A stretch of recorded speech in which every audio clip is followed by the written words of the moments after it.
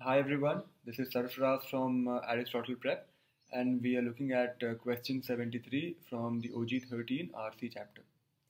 In case you haven't understood this passage properly, please watch the video for question 69 in which I discuss the passage in great detail.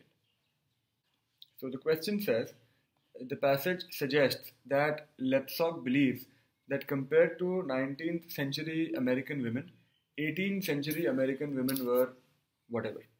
So I do remember reading in the passage that in the 19th century, women became more, or they had more power in their private lives, but they lost power in the economic sphere. Also says that whether they gained or lost power depends on frame of reference. So in case you have forgotten it, you can go back and read from line 16 till I think 25 or 26. So, and very, very important is that the answer has to be for 18th century American women, not 19th century women. So, 18th century American women were in many respects less powerful in relation to men. Okay, hold it. B says more likely to own real estate.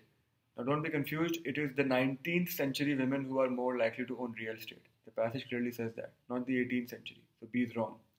C says 18th century women were generally more economically independent.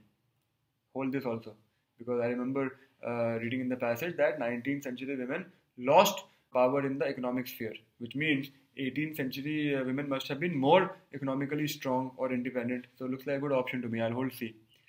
D says 18th century women were more independent in conducting their private lives. That is wrong.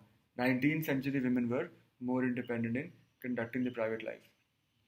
E says 18th century women were less likely to work as school superintendents is also wrong. It's actually 19th century women who are less likely to work as school superintendents because this job has been taken over by men. So I'm down to A and C. A says in many respects less powerful in relation to men.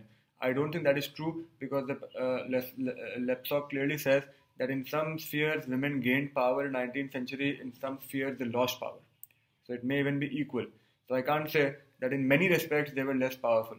So A is wrong. C is the best because the passage clearly says that 19th century women lost economic power or power in the economic sphere. So then C is definitely correct that 18th century women were generally more economically independent. That should be the answer to your question.